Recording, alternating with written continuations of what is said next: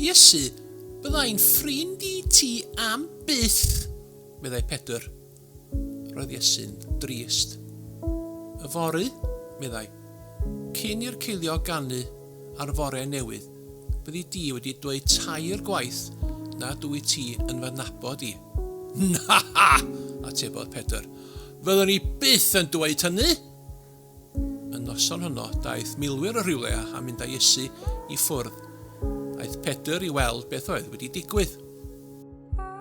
Rwy ti'n ffrind Iesu yn dwi ti? Holodd merch iddo.